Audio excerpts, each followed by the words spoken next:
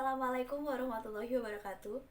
Pada kesempatan yang baik ini, marilah kita panjatkan puji dan syukur atas kehadirat Allah Subhanahu wa taala sehingga kita semua bisa berkumpul pada hari ini dengan keadaan yang sehat.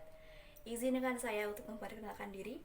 Nama saya Aprilia Dwi Cahyaningrum dari Prodi S1 Ilmu Hukum Universitas Terbuka dengan NIM 0452079888. Saya akan mempresentasikan hasil paparan saya dengan judul Virus Corona yang menyebar ke Indonesia. Banyak orang yang masih menganggap sama antara corona dengan COVID-19, padahal keduanya adalah dua hal yang berbeda. Corona adalah nama virus, sedangkan COVID-19 adalah nama penyakit yang disebabkan oleh virus corona. Penyakit ini mengakibatkan gangguan pada sistem pernapasan dan radang paru. Gejala klinis yang muncul mulai dari gejala seperti flu biasa, contohnya adalah batuk, pilek, nyeri tenggorok, nyeri kepala, juga nyeri otot, sampai gejala komplikasi berat seperti pneumonia atau sepsis.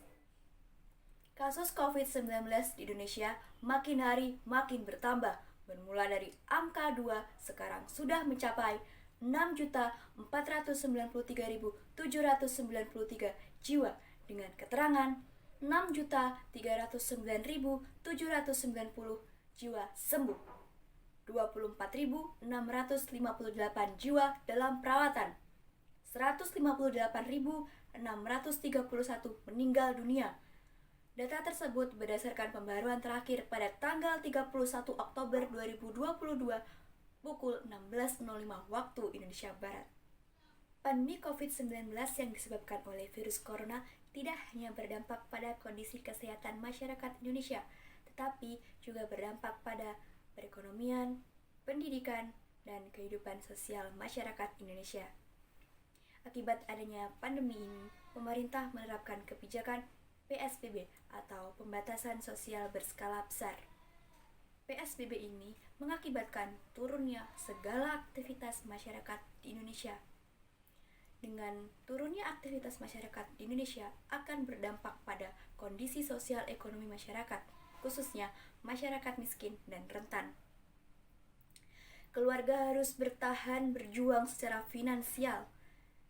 Hal ini, ketimpangan sosial yang terjadi di Indonesia semakin buruk, khususnya terkait dengan gender, kemiskinan, dan disabilitas. Selain menimbulkan dampak negatif, virus corona ternyata juga menimbulkan dampak positif. Masyarakat Indonesia akan lebih taat terhadap aturan, lebih menjaga diri sendiri dan orang lain, menjaga kesehatan diri sendiri dan orang lain, juga menjaga keselamatan diri sendiri dan orang lain.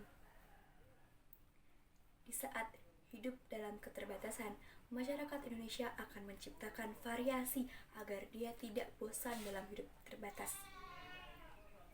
Kemudian, ada juga yang mengadakan seminar-seminar tentang berkebun, memasak, dan orang yang menonton atau mengikuti seminar itu dapat meningkatkan kreativitas dan ilmu pengetahuannya. Kemudian, dengan adanya pandemi ini, tentunya masyarakat Indonesia akan membatasi kegiatannya dalam berbelanja. Dengan ini, masyarakat Indonesia akan menjadi lebih hemat dan tidak konsumtif. Pandemi ini dampak negatifnya dapat kita lihat dari berbagai aspek. Misalnya dari aspek kreatif, etika, menjadi lebih terbuka, dan yang terpenting adalah menjadi hidup lebih hemat atau tidak konsumtif. Melihat bahayanya virus corona ini, kita harus melakukan berbagai upaya pencegahan. Di antaranya, yang pertama, kita harus tetap menjaga kesehatan dan kebugaran tubuh kita dengan tetap berolahraga dan makan makanan yang bergizi.